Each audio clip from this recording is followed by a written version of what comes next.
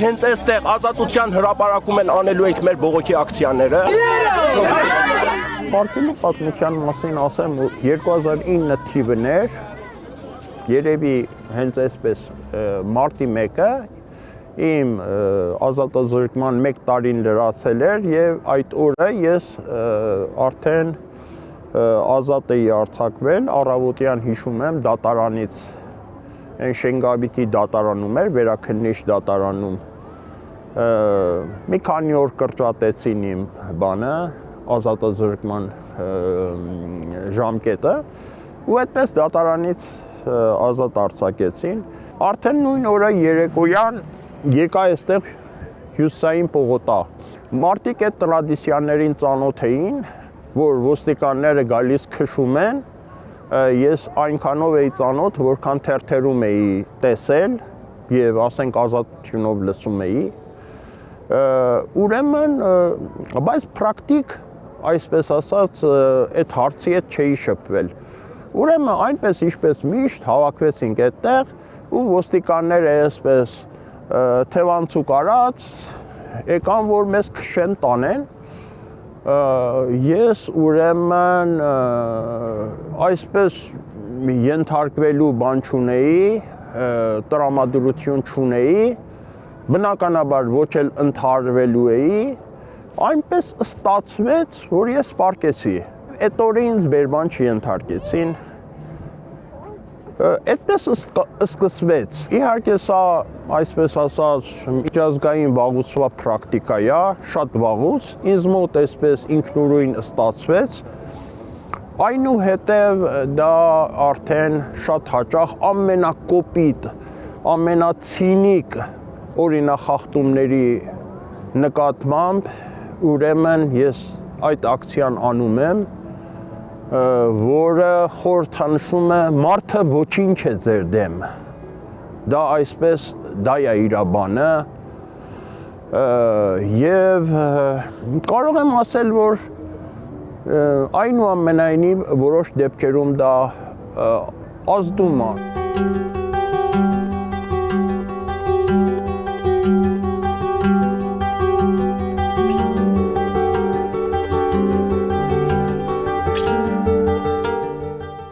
Հիմա հերվից որ գանք, գիտեք բաներ, Իրանում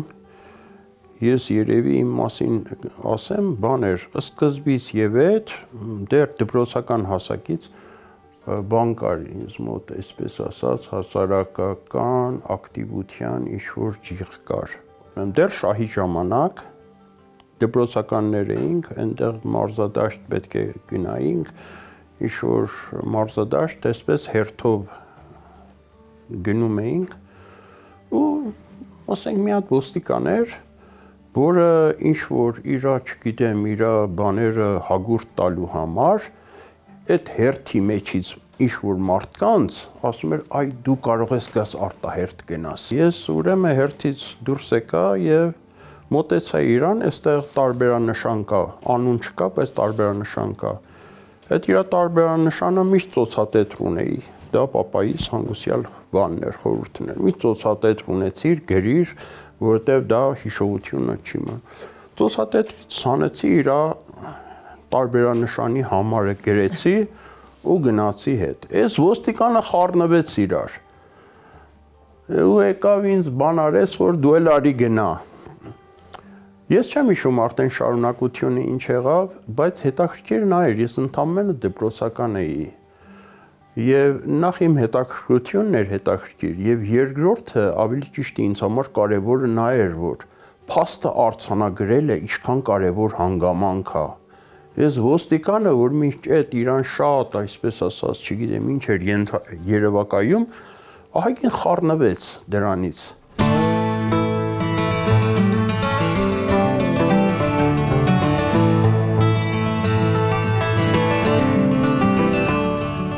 Ուրեմն ասեմ բանը, մենք ընդհանրապես զբաղվում ենք ավտոմատիկայով, թե ինչ է իրանից ներկայացնում ավտոմատիկան, ուրեմն պրոցեսների ղեկավարում, ֆիզիկական մեծությունների չափում եւ ղեկավարում։ 90-ականների վերջին, ինչպես էստեղ արդեն նախկին բաները, նախկին ինչ-որ պահեստամասեր եւ այլն, որ կար, գործարաններ ունեին, դրանք սպառվեց, վերջացավ։ Եվ արդեն արտադրություն համարյա չկար։ Եվ Իրան ոչինչ չէր գալիս արդեն։ Հետևաբար ես էլ արդեն այնտեղ ստացվում էր, որ աշխատանքիս պրոֆիլը պետք է փոխեի, ինձ այս ամբողջ գործի իմաստը հետաքրքրություն նա էր, որ ինչ-որ բանով առնչություն ունեի Հայաստանի հետ, դե եւ ֆիզիկական, եւ նյութական, եւ այլ առումներով։ Ուրեմն այնպես որ հասանք այդտեղ, Անահիտի հետ որոշեցինք, որ արդեն այնտեղ մեր մնալը առանձնապես հետաքրքիր չէր Իրանում։ Առավել եւս որ երևի բան կար, ծեր մայր ունեի, այդ ժամանակ արդեն մահացավ։ Անահիտի ծնողներն էլ արդեն մահացել էին, կարճ ասած շատ քիչ բան կար մեզ կապող, որոշեցինք տեղափոխվեցինք Հայաստան արդեն։ Ու ինչ որ անում էի Իրանում, արդեն այստեղ սկսեցի շարունակել։ Ու այսպես մինչև հիմա այս գործով զբաղված ենք։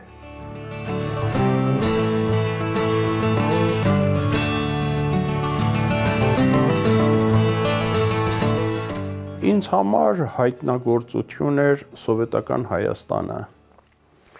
որովհետև այն շրջանակներում, որ ես էի, ամեն ինչը սկսում էր հին, դե հայկական դպրոցում հայոց պատմություն եւ այլն մենք անցնում էինք հայկական առարկաներ։ Ուրեմն բոլոր դեպքերում եւ դպրոցում եւ այնուհետեւ միություններում հասնում էր 18 թիվ Հայաստանի Հանրապետություն եւ այդտեղ Հայաստանը կորում էր մշուշի մեջ, այլևս գոյություն չուներ։ Եվ ինձ համար հայտնագործություն էր, ուրեմն այսպես ասած, այդ պրոսովետ միությունները, որը ստեղծվել էին, Իրանայի ազգային մշակութային միությունը, որ կար, այնտեղ գնացի տեսա, չէ, Հայաստանը մշուշի մեջ չի, իրական գոյություն ունի։ Ուրեմն Հայաստան, դե արդեն ես բացատրեցի, եկանք Անահիտի հետ միասին, մենք, այսպես ասած, տուգորված էինք սովետական գաղափարախոսությամբ, այսպես մի քիչ բան ա թվում, ռոմանտիկ ա թվում կամ հուզական, ամեն ինչը սրբություն էր մեզ համար, նույնիսկ փողոցի փոշին։ Եվ այդ ամեն ինչը իհարկե նաև իր հումորային բաներն ուներ, օրինակ ասեմ, մինչև երևի մի քանի ամիս, այնտեղ դուք կամ գիտեք կամ լսել եք, որ խանութները խափում էին, այսպես գցում էին էս, պատկերացրեք 6-7 ամիս էր, մենք չէինք հասկանում, որ դեռ խափում են, կարծում ենք սխալվում են։ Մի հատ հանրախանութ կար, որը առևտուր էի անում, համ էլ այսպես ասած բան էի աշխատում, հսկիչ էի աշխատում,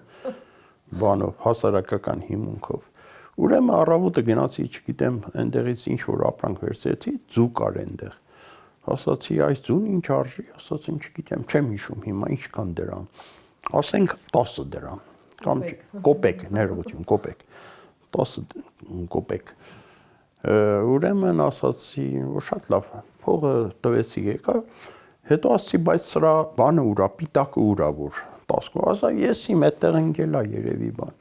Ուրեմն գնացի տուն վերադարձին, որ ինստիտուտ պետք է գնայի, եկա նորից նայեցի, տեսա այս պիտակը չկա։ Ասի, այս պիտակը բա ուր ա, ասաց, չգիտեմ, այստեղ ընկել ա։ Գնացի վերադարձա ինստիտուտից, նորից եկա, այս պիտակը ուր ա։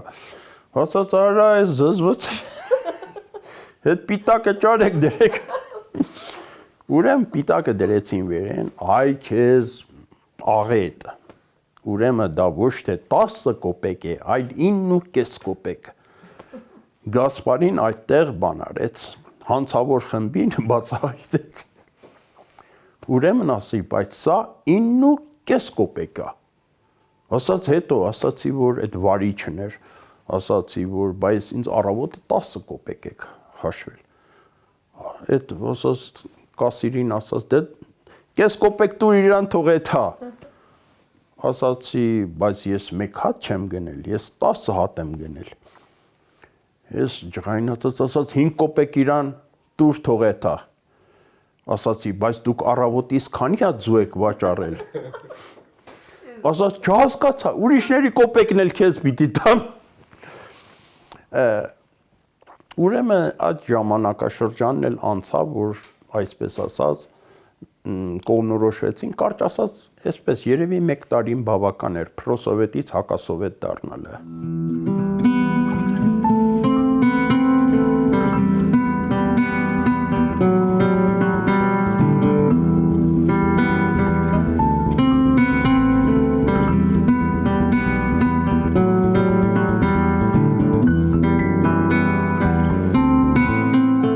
Ուրեմն 88 թվից սկսած, այս ազատության հրապարակ ճիշտն ասած, այնքան բան է մտքիս մեջ գալիս, որ այստեղ բան եմ արել։ 88 թիվը երևի որպես սկիզբ կարող եմ այդ դրվագը բան անեմ, որ մենք լսեցինք Պոլիտեխնիկ ինստիտուտում էի ես, սովորում են ժամանակ, լսեցինք, որ ինչ-որ մի բան կա, որը համալսարանից ուսանողները եկել են այստեղ։ Ու չգիտեմ, չեմ հիշում արդեն այդ ոնց եղավ, ով կազմակերպեց եւ այլն, մենք էլ Պոլիտեխնիկից այսպես շարքերով իջանք եկանք այստեղ։ Ու այստեղ հիշում եմ Իգոր Մուրադյանն էր խոսում, դա առաջին բանն էր ազատության հրապարակում, որպես այսպես ասած հանրային պահանջ ես մասնակցել եմ։ Դե նրանից հետո 88-ի ամբողջ ընթացքում այստեղ նստածույց եւ այլն, այդ ամեն ինչը բան էր։ Նրանից հետո նույնպես տարբեր բաներով այնտեղ տարբեր առիթներով այնտեղ ուրեմն հավաքվել ենք։ Ես ճիշտն ասած այդ ընթացքում արդեն դե մարտի 1-ը իր հերթին Մարտի 1-ին ես իհարկե ասել եմ, որ այստեղ չեմ եղել, այն գիշերային հարձակմանը, որ այստեղ կար, տեղի ունեցավ եւ առավոտյան եմ իմացել, առավոտյան եկել եմ այստեղ, դե այս այն Խաչմերուկի մոտ ինձ ձերբակալել են, Թումանյանի մյուս թանգարանի կողմից որ գալիս էի, եկա հասա մինչեւ այս Խաչմերուկ, ինձ ձերբակալեցին, բերման ենթարկեցին ավելի ճիշտ։ Այնուհետև բոլոր ժամանակներում էլ այստեղ հանրային ընդվզման, հանրային վերաբերմունքի բան է։ Բայց ճիշտն ասած ես այստեղ 2 դրվագ ուզում եմ բան անեմ, նշեմ։ Մեկ Մնացածը հենց մարտի 1-ին էր, քանի որ ինքը այդ ծեծուճարդին ոչ մասնակցել էր, ոչ բան։ Ուղղակի այդ բան մարտի 1-ի գիշերը, այսինքն լուսաբացին, Լևոնը լավ չէր, ինքը այդ գիշեր չէր գնացել, միշտ գնում էր, մնում էր։ Հետո լուսաբաց էր գնացավ տեսնեմ ինչ ա եղել, այդպիսի լուրեր տարածվեցին, որ բան ծեծեն, ասավ գնամ տեսնեմ ինչ է, հետո որ գնացել է, այնտեղ ինքը չէր մասնակցել, այդ ոչ տեսել է, ոչ բան։ Ուղղակի այդ ժողովրդին, որ բռնում տանում էին, իրեն էլ նստացրել են, մեքենա տարել են։ Ինքը ոչ դիմադրել է, ոչ բանը, ոչ մի բան չէր արել։ Ուղղակի ես չգիտեմ, մարդիկ էլ կային, որ ներկա են եղել այդ ժամանակ, որ ինքը նստել է, իրեն նստեցրել են, մեքենա տարել են։ Բայց երբեք իրենք այդ դատական պրոցեսում չեկան մի հատ բան վկայություն տան։ Ինձ համար շատ զարմանալի էր։ Ասենք դուք տեսել եք, չէ՞, ինքը այդ պահին իրեն տարել են, բան, ինչի չեք գնում խոսեք, ինձ համար շատ զարմանալի։ Եվ դրանք եղել են հենց հակի են եղել։ Զարմանալի է ինձ համար, ինչի չեք գնում մի հատ ասեք։ Ճանապարհս գնա արևս։ Հա արևս։ Մենք Լևոնին տանում էինք ինչ-որ մի հաստատություն, որ ասենք բավական գումար էինք վճարում, բայց ինքը որ նստեց, ես ստիպված եմ իրեն հանել ուրիշ տեղ տանեմ, որ ավելի քիչ վճարեմ։ Ինքը բաներ ա եղել, որ մեր կյանքի վրա հասնել է։ Կարող է Լևոնին ավելի ճիշտ լիներ հենց այնտեղ, ասենք, շարունակել իր պարապմունքները։ Առաջին բանդարկությունն էր երկար, երկրորդը ավելի ծանր, որտեղ իրեն ոչտանգեցին բանտում, բայց այդտեղ ծանր ապրումներ ա լինում, շատ ծանր ապրումներ լինում, ինձ թվում է նրանք, որ բանդարկյալեն ունեցե, գիտեն դա։ Բայց ես իրեն երբեք չեմ ասել, որ մի արա կամ մի գնա, մեկը ասեմ էլ ես գիտեմ, որ ինքը ինձ չի լսելու, դրա համար չեմ էլ ասում, այսինքն ճանաչելով գիտեմ, որ ինքը ինչ որ ուզի նայել, էդ էլ կան է ինչ ասեմ։ Բռնեցին, խցկեցին բանի մեջ, մի հատ գազելեր այնտեղ տարան ոստիկանություն։ Ես դրանց մեջ ոնց որ սպիտակ ակրավ լինեի։ Եկան այդտեղ ամեն տեղ սեղանիկներ էին դրել, այսպես ասած, տվյալներ էին հավաքում։ Անուն, ազգանուն, ինչ էսի որ։ Ինձ մի հատ ոստիկաներ հարցեց, ասաց, որ նույն հարցերը, ասի, ես առանց փաստաբանի ոչ մի բառ ձեզ հետ չեմ խոսելու։ Ու շատ տարօրինակ էր դա։ Ուրեմն այդ ոստիկանը կանչեց իրանց շեֆին, մի հոգի էր, անուն չեմ հիշում ինչ էր, իրան պապիչ էին ասում։ Այդ պապիչին կանչեց, ասաց, որ բանա, ասաց, այս մարդը սենց է ասում։ Այդ պապիչը ասավ, հա, ասավ, երևում է խելոք տղա ես։ Ասաց, հլա արի։ Ինձ թվաց, որ տանում է երևի ծեծ են ջարդ են ինչ անեն։ Տարան այնտեղ այդ նախասրահ կար, կենտրոնի ոստիկանությունը, երևի ինձ վախեցնելու բաններ, պահեր։ Մի հատ բան կար, երկրապահ կար։ Այդ երկրապահը ընկած էր հատակին։ Այսինքն այնքան խփել բան էին արել, թվում էր անգիտակից վիճակով ընկած է հատակին։ Սրա ձեռը բռնեց, այսպես, ու մի հատ ծոցից հանեց մետաղական դուբինկա էր։ Այդ մետաղական դուբինկայով խփեց սրա դաստակին։ Ես զգացի սրա դաստակը կոտրվեց, այդ ձայնից, որ չխկոց եկավ, իմ նկատմամբ անձնական բռնություն չիրականացրեց, բայց երևի ցույց տվեց, որ այդպես էլ կարող է լինել։ Հարյուրներով մարդիկ էին բերում, այնքան բերում էին, որ տեղ չկար։ Բոլորին ասում էին անուն, ազգանուն, կոնտակտները գրում էին, ասում էին գնա, որտեղ տեղ չունեին պահելու։ Նույնը առաջարկում էին ինձ, որ այդ բանը անուն, ազգանուն եւ այլն, անուն, ազգանուն ասել էի, այլևս ոչ մի ուրիշ բան չեմ ասում, մինչև փաստաբան չլինի։ Ուրեմն շատ բան արեցին, որ մենակ գրիր ցույցերի չեմ մասնակցել, այլևս չեմ մասնակցի ու թող գնա։ Ասացի չէ, ցույցերին մասնակցել եմ ու չեմ էլ գրի։ Կալանավայրում էլ ասեմ բաներ, այսպես ասած կար մեկը բազմակի հանցագործ, որը ամենօրյա ռեժիմով կտանքների էր ենթարկում։ Օրինակ, եթե թերթ էի կարդում, թերթ մի կարդա խշխշացնում ես, գրում էի, մի գրիր խրթխրթացնում ես։ Ինքը ցերեկները քնում էր, գիշերները չէր թողնում ես քնեմ։ Եվ երբ որ ամեն օր գալիս էին այդ մարդիկ ստուկ այցի, այսպես ասած, պրավերկի, ես ասում էի, սանսա, ես բողոքում էի, ասում են ինչ անենք, ուրիշ հնարավորություն չունենք։ Ամենօրյա ռեժիմով։ Մեկ այլ դրվագ, որը ժամանակին ուրեմն Նիկոլ Փաշինյան դա բան արեց, սրա մասին խոսեց։ Դա եւս այլ փուլ էր Ազատության հրապարակի։ Ես լավ հիշում եմ, որ Նիկոլը այստեղ կանգնած էր, ոնց որ հիշում եմ, ու ասաց արդեն անցել է այն ժամանակը, որ դուք կամ հանրությունը գնում ընտրություններին 5000 դրամները վերցնում եք, քվարկում եք այդ հանցավոր իշխանությունների օգտին, հետո գալիս եք ասում եք, այ, մեզ փրկեք օլիգարխներից։ Այդ ինձ համար շատ կարևոր հանգրվան էր, որ Ազատության հրապարակը այ ճիշտ հենց այդպես, պետք է դուրս գար այդ բանի մեջից։ Այն հանրությունը, որ մարտի 1-ին այստեղ հավաքվել էր,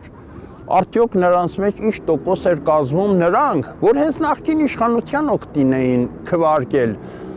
Դեն իրա բաները, մանիպուլատիվ վերսիաները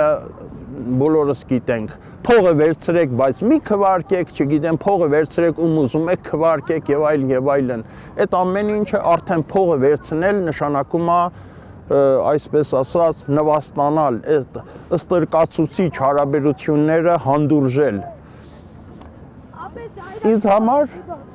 Ինձ համար այդ շատ բան էր, կարևոր հանգամանք էր, որ եւս մեկ նկատառումով, թերևս այն ժամանակ առաջին անգամ նկատառումով, որ մենք հարցին մոտենանք ըստ էության, ոչ թե այսպես ասած սահմանված ձևերով, եւ որ ոչ միայն այստեղ գանք ուրեմն ցույց անելու, այլ դա մենք կիրառենք մեր ամբողջ կյանքում, այ այնտեղից,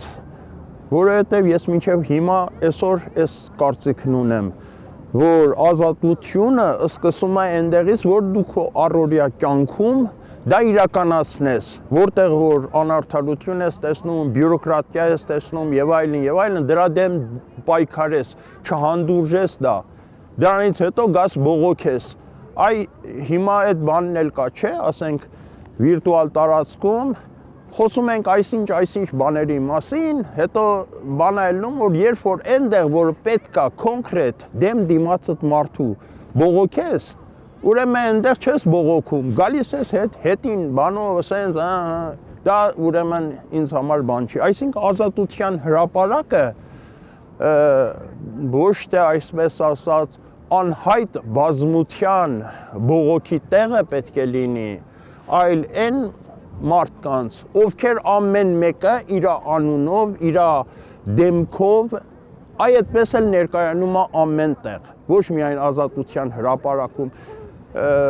կներեք եւ ես նույն բանով ասեմ, օրինակ այն բողոքի ակցիաների ժամանակ ես բոլորին ասում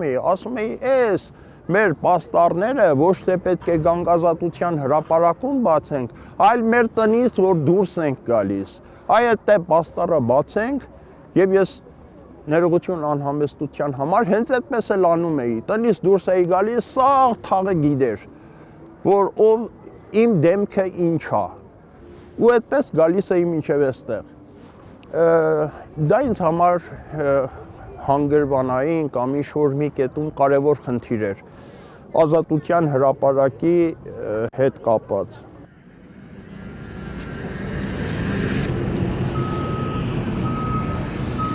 Տեսեք, ուրեմն ես ասեմ ձեզ,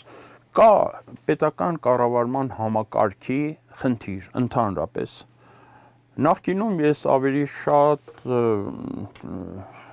այդ հարցերը ինձ հետ բան էր լինում, դեմ հանդիման էր դուրս գալիս,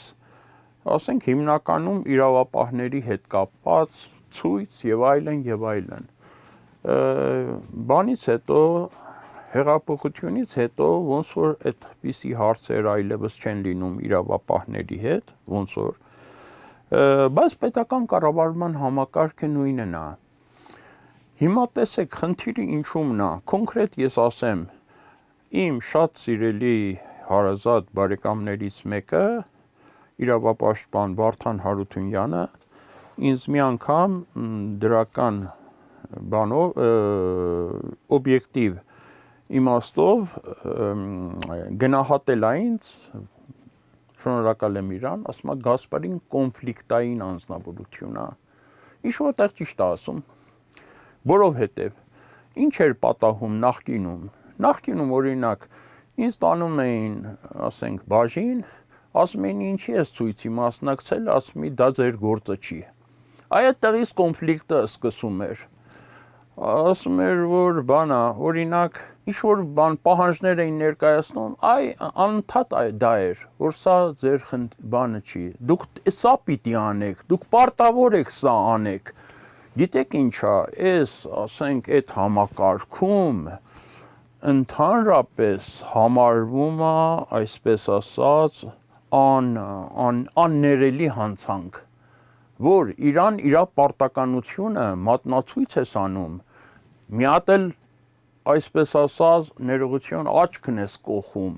իրա թերություններն ես բանանում, այսպես պետք է անեք, այնպես պետք է անեք։ Հիմա պետական կառավարման համակարգը նույնը կերպ այդ արատները իրա մեջ պարունակում է։ օրինակ ասեմ, ինձ մոտ եկան 2006-7 թվականներին, եկավ այստեղ հարկային տեսուչը, ասաց, որ ես հարկային տեսուչ եմ, չգիտեմ ով եմ եւ այլն, ձեզ մի քանի հարցեր ունեմ, ես իրան դուռը ցույց տվեցի, ասացի, այ այնպես, հաջողություն ձեզ, գնացեք, եթե ծանոթագիր չունեք, գնացեք, ասաց, ես եկել եմ ընդամենը ձեզ խորհուրդներ տամ, որ ինչ անեք, ոնց անեք, ասաց, ձեր խորհուրդների կարիքը չունեմ, հաջողություն ձեզ, շատ հետաքրքիր բավական աներես պաշտոնյա էր, ասաց, թե հալա մի հատ ձեր բաները, տետրերը ցույց տվեք, տեսնենք, ամեն ինչ ճիշտ է գրված, ասացի, եղբայր, չես հասկանում, դուրս արի, գիտեք, ամենտեղ նույն պրոբլեմը կա,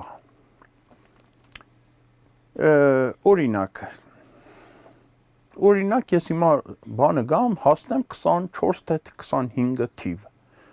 գնացել ենք այնտեղ, մեր, ասենք, հերթական բեռ է եկել, ամիսը մի քանի անգամ, երևի 3-4, չգիտեմ ինչքան, մենք բեռներ ենք ստանում և մատակարարում ենք, գնացել ենք այդ բաները, փաստաթղթերն ենք ստանում, ուրեմն այդ մաքսային տեսուչը հարցնում է, որ մի 3-4 հոգի ենք, հավաքական բեռներ է, դե մեր բեռները թեթև են, ասենք, բան չի էլի, այնպես, մի հատ ֆուր չի լցնում, մի 100 կիլո, մաքսիմում 1000 կիլո բեռ ենք ստանում, մի հատ ֆուրի մեջ մի քանի բան կա, հարցնում ասում է, ձեր բեռը ինչ է, ասում է, օրինակ, ես չգիտեմ, չամիչ է, ասում է, հա, ինչ տեսակ չամիչ է, բանա, հետո բաները ոնց է, օրինակ, տուփերի մեջ է, թե ինչի մեջ է, այն բացատրում է դեստեն, այն մեկին ձերը ինչ է, այն մեկը ասում է այսպես, հասնում է ինձ ասում է, ձեր բեռը ինչ է, ասում եմ, դա ձեզ չի վերաբերվում, այս էտապում դա ձեզ չի վերաբերվում, դուք պետք է թղթերը տաք, երբ որ ես հայտարարագիր կգրեմ, կներկայացնեմ, հարցեր ունենաք, եթե լինի օրենքի կանոնակարգերի սահմաններում ձեզ կպատասխանեմ, գիտեք, սա արդեն թշնամական բան է ստեղծում, այդ բանի աթոռի խասիաթն է էլի, ով այդ աթոռի նստում է, գիտի, որ արդեն ինքը, այսպես ասած, ինչ-որ արտակարգ իրավունքներով է օժտված և այլն, ընդ որում չի սխալվում, ներողություն արտահայտությանս համար, պետությունը մի հատ ջանավար է, որ իրան ոչ մի կերպ չես կարողանում ընդդիմանաս, օրինակ, կարող ես դիմում գրես և մի տարի քեզ չպատասխանեն, հասարակ բան, բողոքես, բողոքդ առհասարակ հաշվի չառնեն, հեղափոխությունից հետո այնպես չէր, որ ամեն ինչը այսպես փոխվեց, չէ, իներցիայով գնում է, մասնավորապես, մեկ հատ վարչական գործ էին բան արել, հարուցել, թե ինչ իրավախախտում եմ արել, Այնտեղ ներկա ենք եղել ուրեմն իպրեսի թղթակցի հետ։ Ուրեմն գնացել ենք Մաքսայինի իրավաբանական վարչության ներկայացուցիչը թե բանի տվյալ մաքսատան պատասխանատուն, չգիտեմ, վարիչ, բաժնի վարիչ։ Ուրեմն ասում է, որ լրագրողին ասում է դուք բանա, դուք դուրս եկեք։ Իրան ասում ենք, այն ինչ որ արգելված չէ օրենքով, թույլատրված է։ Մենք քաղաքացիներ, ես քաղաքացի եմ եւ ես կարող եմ դա անել։ Դուք որպես պաշտոնյա պարտավոր եք անել այն, ինչը օրենքով թույլատրվում է ձեզ անել։ Դուք իրավունք չունեք լրագրողին արգելել ներկայությունը։ Ուրեմն մի քանի այսպես նախադասություն ասի, փակելա, թե հաջողություն ձեզ, չենք ուզում բանը, վերջացավ, գնացեք։ Գնացել ենք, երկու շաբաթ հետո բանա գրել, որ այսինչ օրը, այսինչ ժամին տեղի ունեցավ վարույթը, սենց եղավ, նենց եղավ, գրես, կարդաց, այ քեզ բան, այսինքը վկայի ներկայությամբ, որ այդտեղ ոչ մի վարույթ էլ չի իրականացվե, մարդը գրում է դրան, ստորագրումը վերադասին բողոքում ես քար լռություն, ընդհանրապես բանը։ Ուզում եմ ասեմ պետական կառավարման համակարգը մեծ իներցիայով շարունակում է լինել այնպես, ինչպես կա։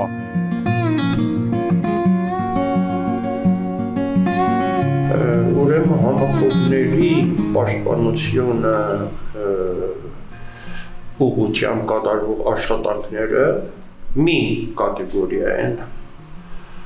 իսկ ոչ համախոհների, այս թվում նաև հակադիր համոզումներ եւ կեսվածք ունեցող մարդկանց պաշտպանությունը, դա ինձ թվում է, որ ավելի գիտակցված քաղաքացիական դիրքորոշում է։ Քաղաքացին նա է, որ ոչ միայն իր համախոհներին է պաշտպանում, այլ նաև իր հակադիր կարծիքներ ունեցող։ Ցանկացած իշխանության ամրությունը պայմանավորված է օրենքի գերակայությանը հավատարմությունից։ Եվ դա շատ կարևոր է։ Ըստ իս նաև բարոյական արժեքներին հավատարմությունից։ Մենք այսպես որ գնանք կամայականություններ թույլատնում ենք մեր իշխանությունը, դա կարող են, այսպես ասած, ոչ բոլորը դա կարող են գիտակցել, բայց ես պարտավոր եմ, որ դա գիտակցեմ եւ դա թույլ չտամ, որ շրջանցվի, երբ որ այսպիսի ստոր բռնություններ են իրականացվում, ես ակամա վերապրում եմ բոլոր այն բռնությունները, որ իրականացվել են իմ նկատմամբ, ուղղակիորեն վերապրում եմ դրանք եւ չեմ կարող չբողոքել։